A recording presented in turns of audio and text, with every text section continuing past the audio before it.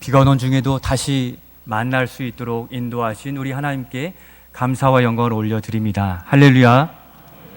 이런 믿음의 고백, 하나님이 역사하심을 늘 고백할 수 있는 입술, 복된 입술을 기대하시는 것입니다. 지난 주일에 예수님의 옷자락을 만진 자는 어떠했습니까? 다 나음을 얻었습니다. 바로 그 믿음이 은혜의 시작이 되는데, 여러분 지난 한 주간 어떻게 지내셨습니까? 저는 그 주님의 옷자락을 붙든 자들이 나음을 얻고 회복을 얻는 하나님의 은혜가 부어진 현장들을 우리 성도들을 통해서 많이 목격하게 되었습니다. 지난주에는 여러분들이 궁금해하실 우리 백일순 권사님을 신방하며 만나게 됐어요. 2, 3개월 전쯤에 뇌경색으로 어려움 가운데 계셨는데, 이쪽 왼쪽이 다 마비가 되셨는데, 지난주에 가서 뵈니까 휠체어를 밀 만큼 회복된 것, 많은 기도를 통하여 응답이 거기에 임하셨구나 하는 것을 보게 되었습니다. 그러면서 하나님의 은혜요, 우리 성도들의 기도에 감사를 전해왔는데, 왼손으로 전에는 팔이 들어지지도 않았는데 지금 팔이 들어지고 손에 이렇게 쥐어지지만 힘은 꽉 되진 않지만 그렇게 빨리 회복되는 것, 우리 주님이 살아계신 줄로 믿습니다. 그와 같은 은혜를 소망하고 붙든 자들, 그 은혜를 충분히 경험할 수 있게 되는 것입니다. 그럼에도 불구하고 지난 한 주간 여러분들 믿음의 역사를 경험하지 못하셨다면 우리의 믿음을 진지하게 돌아보아야 됩니다. 왜 그렇습니까? 우리 주님은 살아계셔서 우리의 삶에 관여하시는데 우리가 경험하지 못하고 느끼지 못했더라면 우리는 우리 자신의 건강을 돌아보듯 믿음의 건강, 영적인 건강을 돌아보아야 되는 것입니다. 신앙생활을 하면서 행복을 누리지 못하는 데에 있어서 영적인 도전, 악한 영들의 도전 때문이라고 말씀드린 바 있으면서도 오늘 본문을 통해서 보면 우리 자신의 믿음에 문제가 생겼기 때문에 하나님의 은혜를 경험하지 못하고 공급받지 못하는 이러한 부분들을 우리에게 보여주고 계시다는 겁니다. 오늘 본문에 그 믿음에 문제가 있는 사람이 나타나고 있는데 누구입니까? 아들을 고쳐달라고 예수님께 나와 꿇어 엎드린 그 아비입니까? 아니면 그 아들을 고치지 못한 제자들입니까? 문제가 있었던 것은 제자들이었습니다. 놀랍게도 제자들은 이미 귀신 들린 자를 고쳐내고 또 병자들을 고쳐낸 믿음의 전문가, 주님의 제자였지만 오늘 본문에서만큼은 예수님께 크게 꾸중을 받고 있습니다. 하나님의 은혜를 경험하지 못하고 믿음의 역사를 고백하지 못하는 어려움 가운데 있는 분들이 계십니까? 이 시간 우리 주님을 따르던 제자들이 왜 책망을 받았는지 살펴보면서 다시 은혜 누리도록 주시는 오늘 말씀의 교훈을 붙들고 또 굳센 믿음 가운데 하나님을 경험하는 삶을 사는 우리 모두가 되실 수 있기를 소원합니다. 먼저 제자들의 믿음은 지금 어떠한 상태입니까? 첫 번째 같이 한번 읽겠습니다. 넘겨주시면 첫 번째 같이 읽겠습니다. 시작. 그들의 믿음은 고장났습니다. 제자들의 믿음이 지금 고장난 상태라는 것인데 16절 말씀 같이 읽겠습니다. 내가 주의 제자들에게 데리고 왔으나 능히 고치지 못하더이다. 아멘. 한 부모가 예수님께 찾아왔습니다. 제자들이 자기 아들, 간질에 걸려 귀신에 들린 이 아들이 너무 고통스러운데 제자들에게 가서 고쳐달라고 했지만 고치지 못하였음을 언급하면서 예수님께 지금 무릎 꿇어 엎드려 간구하고 있습니다. 귀신에 들려 간질로 심히 고생하여 물에도 넘어지고 불에도 넘어지는 그 어려움 가운데 있었던 것입니다. 그러나 어떻게 되었습니까? 예수님의 제자들이면 고칠 수 있다는 믿음을 가지고 그들에게 찾아왔지만 그들은 능히 고치지 못하더이다 라고 기록합니다. 그렇게 고치지 못했습니다. 제자들이 예수님의 능력을 나타내지 못한 고장난 상태를 보여주고 있습니다. 그러나 다시 아비는 예수님께 나와 엎드려 간구하였을 때 어떻게 되었습니까? 오늘 18절 말씀해 보니까 이에 예수께서 꾸짖으시니 귀신이 나가고 아이가 그때부터 나으니라 라고 말씀하셨습니다. 예수님께서 꾸짖으시니 귀신이 나가고 그 아이가 그때부터 낫게 되는 역사를 우리로 보게 하고 계십니다. 이 상황에서 믿음의 차이를 우리가 발견할 수 있습니다. 먼저 제자들과 귀신 들린 아들을 둔 부모의 믿음이 크게 대조되고 있습니다. 아들을 둔 부모는 제자들이 고쳐내지 못하자 어떻게 합니까? 포기합니까? 그렇지 않고 포기하지 않고 예수님께 나와서 예수님이면 낫게 하실 것이라는 것을 믿습니다 하며 무릎을 납작 엎드려 꿇고 이와 같이 간구했을 때 그 간질에 들리고 귀신 들린 자가 주님의 말씀 한마디에 치료되어지고 회복의 은혜를 누리게 되었습니다. 곧 끝까지 구하는 간구하는 믿음이 또 치유의 시작이 된 것을 우리가 발견하며 우리도 그와 같이 끝까지 주님께 간구하는 주의 종이 될 수 있기를 소원합니다. 반면 제자들은 어떻게 됐습니까? 어떻게 하였습니까? 고치지 못하여 오히려 제자들로서 민망함, 망신을 당하고 말았습니다. 예수님은 20절에 겨자씨 하나만큼만한 작은 믿음만 있어도 열매가 맺힌다고 하셨습니다. 누구의 믿음에 문제가 있는 것입니까? 바로 제자들의 믿음에 문제가 있고 고장 난 것임을 우리는 발견해야 되는 것입니다. 또 제자들은 이미 귀신 들린 자들을 고치고 질병을 치유하는 역사를 나타내 왔습니다. 곧 귀신을 쫓아내고 질병을 치료하는 그 믿음의 능력을 누구에게서부터 위임받은 자들입니까? 예수님께로부터 이미 위임받은 주님의 제자들입니다. 그러나 그들이 그렇게 하지 못하였던 겁니다. 처음 예수님께서 제자를 둘씩 각 마을로 파송하였습니다. 그리고 그들이 믿음으로 나아가 선포하고 또 안수하여 기도할 때 어떻게 되었습니까? 그들이 돌아와 보고할 때 예수님, 우리가 안수하여 기도하니 귀신이 떠나갑니다. 앉아서 걷지 못하던 자들이 일어나 걷게 되고 질병이 치료됩니다. 흥분하고 기뻐하여 주님께 나와 고백했던 제자들이었습니다. 예수님은 능력의 주님이십니다. 예수님의 능력이 어느 날은 강하고 어느 날은 약해지는 그러한 능력이 아니라는 것입니다. 동일하신 능력을 가졌고 제자들에게도 동일하게 위임하셨고 오늘 우리에게도 위임하셨다는 것입니다. 그러니 그 능력에는 문제가 없는 줄로 믿습니다. 그러면 여러분 무엇이 문제입니까? 제자들이 가진 믿음의 문제가 있다는 것입니다. 그들의 믿음이 고장나 주님의 능력이 나타나지 못한 것입니다. 지난 주일에도 말씀드렸는데요. 우리가 하나님의 은혜를 누리지 못하고 믿음의 능력을 경험하지 못하고 있다면 우리 믿음에 문제가 있는 것입니다라고 말씀드렸습니다. 그것을 진지하게 여겨 돌아가서 고민하셨더라면, 내 삶의 주님이 느껴지지 않고 그 은혜가 경험되지 않았더라면 우리는 심각하게 우리의 믿음을 돌아보며 다시 믿음을 굳게 세우려고 몸부림치고 애쓰며 살다 돌아오셨을 것입니다. 여러분 자동차 운전 거의 다 하시잖아요. 자동차의 계기판에 빨간 아이콘 들어오면 무엇입니까? 지금 자동차에 문제가 있다는 것이죠. 그 빨간 등이 들어와 있는 것을 가지고 계속 운전하면 어떻습니까? 불안하죠. 불안해서 계속 운전할 수 없어서 어떻게 합니까? 정비소에 카센터에 가서 맡겨서 그것을 고쳐내고야 그것을 탈 때 안심하게 되는 것입니다. 그런데 지금 제자들은 일시적으로 그 병자를 고치지 못한 것이 아니라 지속적으로 고치지 못해왔음을 성경은 표현해주고 있는 것입니다.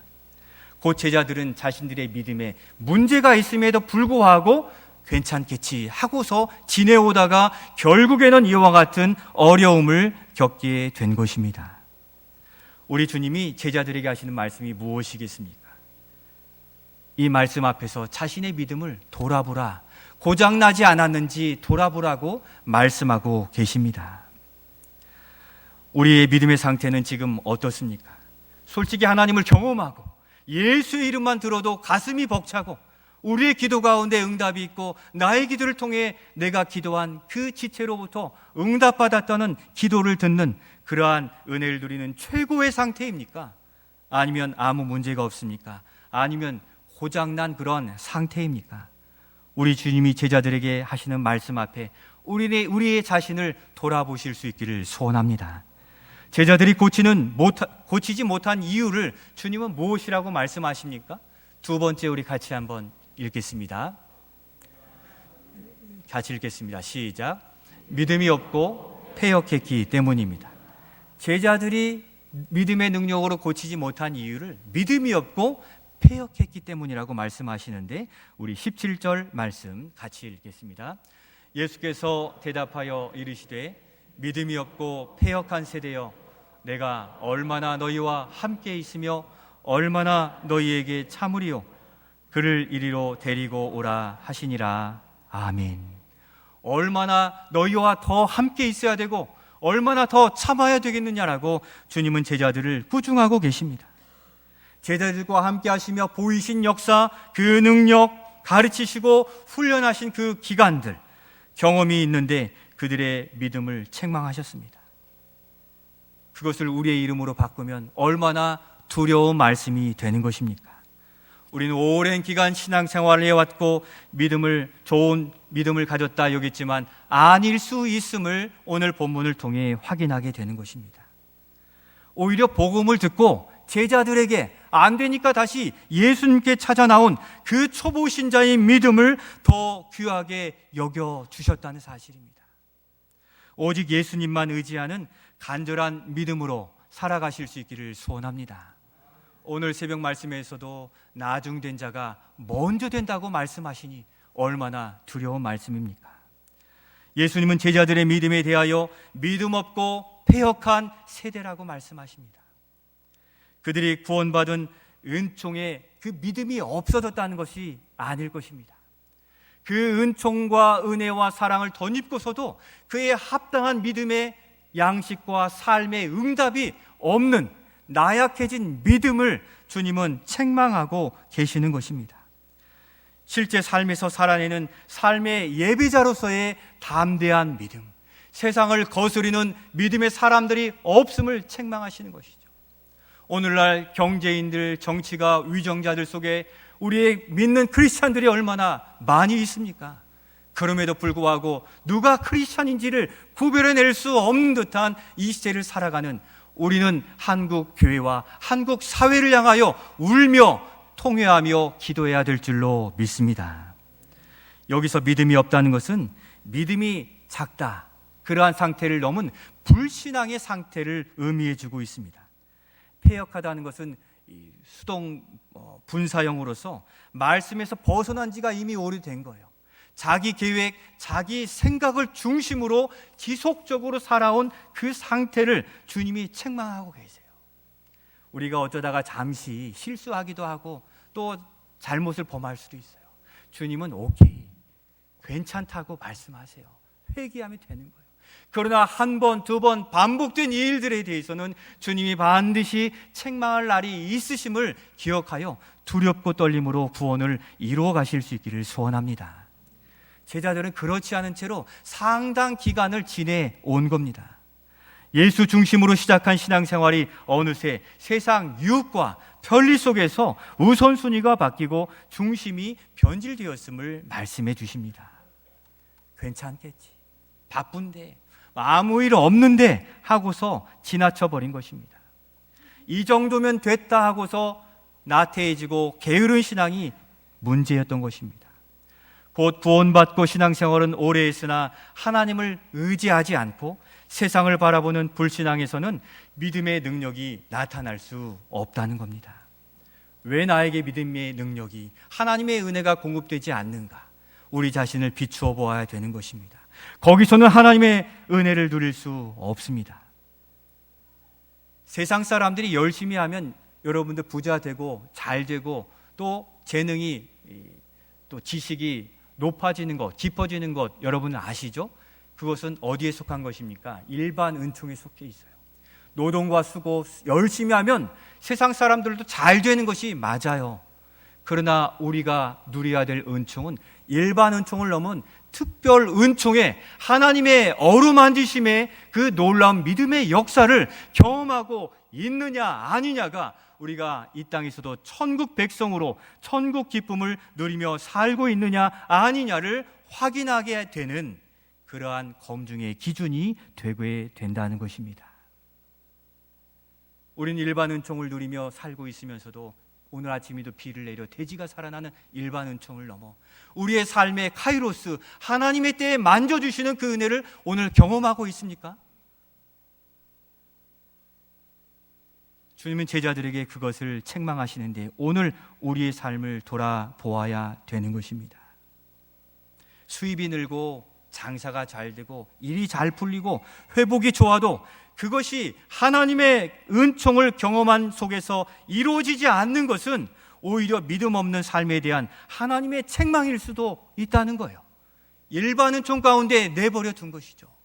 여러분, 사랑의 반대말이 무엇이라고 합니까? 안 사랑입니까? 무관심이라고 하죠. 내어버린 거예요. 일반 은총으로는 잘 되는데 특별 은총의 은혜가 경험되지 않는 믿는 사람들이라면 두려워야 되는 거죠. 우리는 얼마든지 수고하면 잘 될 수 있어요.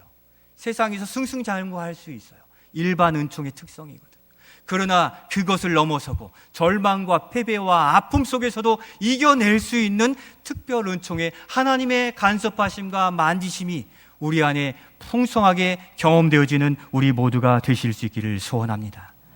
잘못하는데도 책망하시지 않는다면,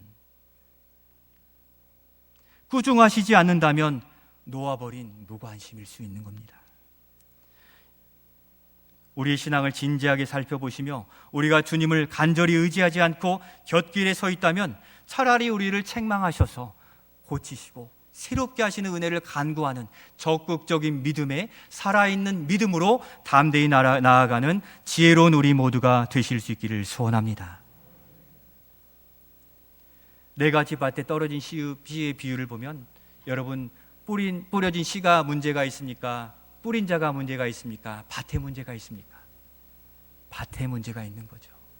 주님의 말씀은 우리를 살리는 양식이요, 또 이 땅에서 천국을 경험하게 하는 이 겨자씨와 같이 자라게 하시는데 그것을 받아들이는 그 밭에 문제가 있으면 하나님의 은혜 없이도 그냥 새가 가라, 또 세상의 염려와 유혹에 그냥 쓰러지고 넘어져 황폐한 심령이 될 수 있음을 말씀해 주시기에 오늘 우리 믿음의 밭의 상태를 돌아보아야 되는 것입니다.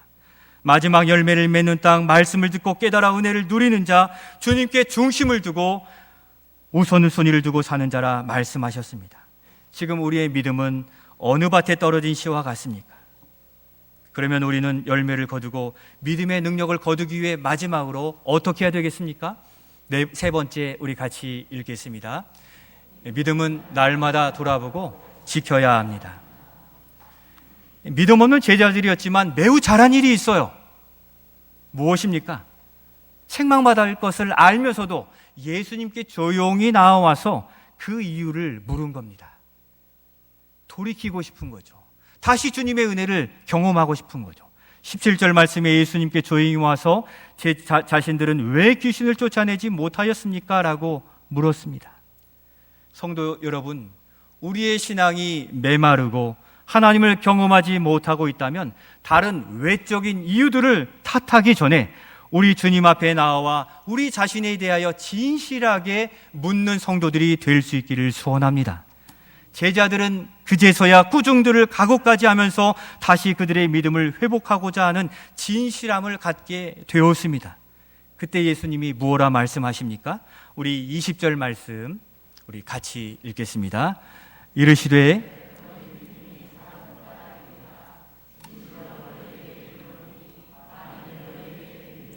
겨자씨 한 알만큼만 있어도 이 산을 명하여 여기서 저기로 옮겨지라 하면 옮겨질 것이요 또 너희가 못할 것이 없으리라. 아멘.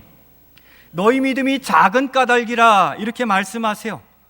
작은 까닭이라 하니까 믿음이 조금은 있네 이렇게 생각하실 수도 있지만 그렇게 볼 수 없는 의미입니다. 이는 믿음의 부족함이 되었다는 거예요. 17절 말씀에서 이미 말씀하셨듯이 믿음이 적음을 지적하기보다 믿음의 결핍을 의미하는 것입니다. 여러분, 과부가 헌금을 드렸어요. 딸랑 떨어지는 두렵던 소리가 나요. 여러분, 이것이 작고 부족합니까? 그렇지 않죠. 우리 주님은 두렵돈이지만 그것이 충분하다, 이것으로 내가 흡족히 흠양하였다라고 칭찬해 주신 바 있습니다. 그러나 바리새인들은 어떻습니까? 아마도 한 뭉탱이의 동전 한 지폐 다발을 넣는 소리로서 자신의 명예를 과시했을 것입니다. 그 많은 보화와 그 재물을 주님은 무엇이라 말씀하십니까? 부족하다, 결핍하다고 말씀하시는 거예요. 아무리 작은 믿음이라도 겨자씨와 같은 진실한 믿음으로 하나님 앞에 서기만 하면 거기에서는 반드시 열매를 맺는 겁니다. 아무리 작은 겨자씨라도 저보다도 더 큰 나무로 자라가는, 그리고 열매를 거두게 되는 것이 하나님의 섭리이고 믿음의 원리인 것입니다. 그러나 제자들은 어느새 그 믿음을 다 잃어버린 것이에요. 그렇게 장담할 수 있는 사람은 한 사람도 없다는 것입니다. 주님은 제자들에게 마지막 희망의 메시지를 전해주십니다. 겨자씨만한 하나의 믿음만 가진다면 너희가 못할 것이 없느니라. 이것이 우리에게 소망의 메시지가 되실 수 있기를 소원합니다. 아무리 작아도 살아계신 하나님이 우리의 삶에 관여하시고 역사하시는 믿음을 주님께 고백하기만 하면 너희가 못할 것이 없느니라고 우리에게 약속하시기에 오늘 삶의 질고와 어려움, 문제 앞에 주님 앞에 나아가 이 아비처럼 납작 엎드려 주님이시면 할 수 있습니다는 작은 믿음으로 고백하시며 울며 부르짖어 너희가 못할 것이 없느니라 하신 말씀이 우리의 삶에 응답되어지는 복된 우리 모든 성도들이 되실 수 있기를 소원합니다. 성도 여러분, 우리가 이 이야기를 통하여 생각해야 될 것은 믿음은 항상 그대로가 아니라는 거예요. 높아질 때가 있고 낮아질 때가 있어요.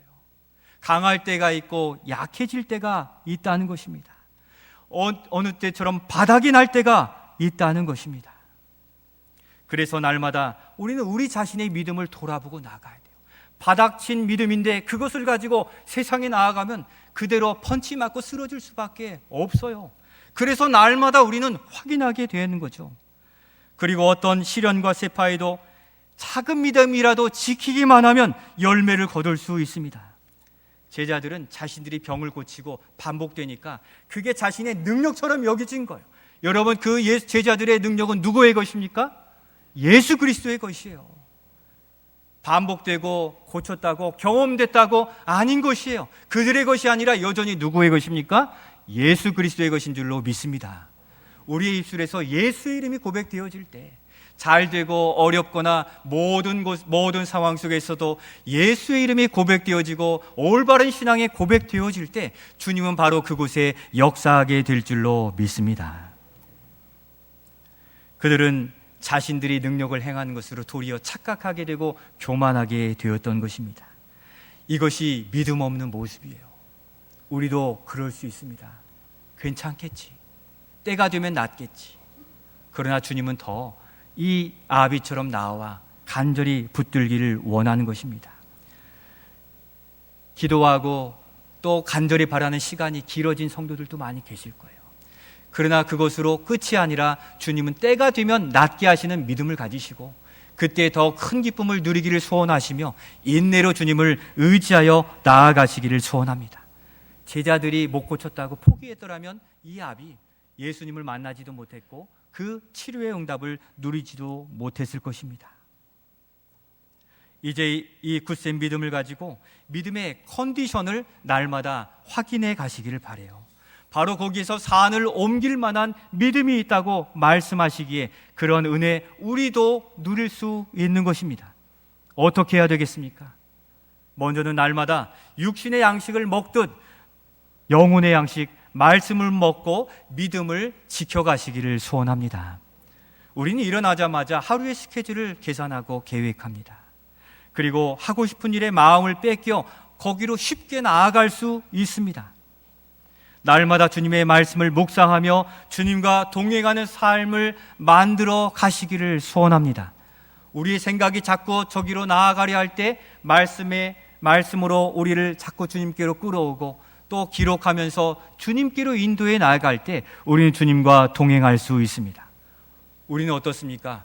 주님과 동행하는 삶을 살기를 원합니다 라고 하면서 우리는 우리가 가는 그곳에서 주님이 오셔서 도와주기를 바라요. 이게 동행입니까? 주님을 끌어다가 우리의 원하는 대로 사용하는 그러한 모습인 것이죠. 동행이란 주님이 가시는 그 길에 우리가 옆에 졸졸 따라다니며 주님이 말씀하시는 것을 그때그때마다 순종하고 감당해내는 것이 동행인 것이지, 우리가 필요할 때 주님을 끌어다 쓰는 것은 동행이 아닌 것을 우리의 오해를 바로잡으셔서 우리가 주님을 따라 나아가는 동행하는 삶 속에서 거기에서 예수님의 능력을 경험하는 우리 모두가 되실 수 있기를 소원합니다. 말씀이 그 능력을 우리에게 말씀해 주시고 계시는 거죠. 또 한 가지는 날마다 신앙의 고백을 가지고 살아가시기를 바라요. 우리의 생각이 저쪽으로 빠져나아갈 때 우리가 사는 목적을 확인하고 고백할 때 다시 돌아올 수 있습니다. 우리가 오후 찬양 예배 때 웨스트민스터 대요리 문답을 계속 살펴보고 있는데 첫 번째 일문이 무엇입니까? 우리가 다 익히 배워서 알고 있지 않나요? 사람의 첫째 되는 목적은 무엇입니까? 답을 한번 읽어주시죠. 한번 말씀해 보시겠습니까? 시작. 하나님을 영화롭게 하고 그분을 영원토록 온전히 즐거워하는 것입니다. 아멘. 이 목적을 상실하면, 첫째 되는 그 목적을 상실하면 부가된 목적, 우리가 직장이라고 학업에 충실하고 가정일을 돌보는데 부가적인 일에 다 쏟고 하나님은 잠자리에 들 때 생각이 안 날 때도 있어요. 늘 아침마다 사람의 첫째 되는 목적, 제1 되는 목적을 늘 주님께 고백하시고 제2 되는 직장, 학업, 가정의 삶에 복 주시기를 기도하며 나아가시는 우리가 되어야 되겠습니다. 우리가 사는 목적을 분명히 할 때 하나님은 우리의 왕이 되셔서 그의 백성들을 지키시고 공급해 주시는 거예요. 그러한 세상 우상과 물질에 엎드리지 마시고 왕 되신 주님께 첫째 되는 목적을 날마다 고백하는 삶이 되어야 되겠습니다. 마지막으로는 꾸준한 믿음의 훈련이 필요합니다. 우리가 안다고 또 여기고 그냥 지나칠 때, 또 가지고 있다고 생각했지만 무관심했던 믿음의 전신갑주를 날마다 정비하고 나아가시기를 바랍니다. 우리가 잘 아시는 말씀, 기도하라 말씀하시는데 우리 안 할 때가 많아요. 우리 마태복음 7장 7절 말씀 같이 읽겠습니다. 구하라 그리하면 너희에게 주실 것이요, 찾으라 그리하면 찾아낼 것이요, 문을 두드리라 그리하면 너희에게 열릴 것이니 구하는 이마다 받을 것이요 찾는 이마다. 아멘. 구하라, 찾으라, 문을 두드리라. 기도할 건강이 있고 기도할 시간이 있는데도 기도하지 않으면 응답이 있습니까? 없습니까? 없는 거죠. 산을 옮길 만한 믿음은 행하지 않는 것에서 다시 돌이키고 아는 것에서 행하는 데 능력이 나타나는 줄로 믿습니다. 기도의 응답에 대하여 이렇게 말씀해 주셨는데 기도하지 않는 현대 크리스찬들이 늘어가고 있다는 겁니다. 우리가 놓아버렸던 믿음의 모습을 다시 되찾으시기를 바랍니다. 다 안다고 여기는 것들에 대하여 다시 시작할 필요가 있습니다. 기도 훈련을 하십시오. 하루 30분이라도 기도하지 않는다면 기도해야 됩니다. 기도 훈련을 해야 돼요.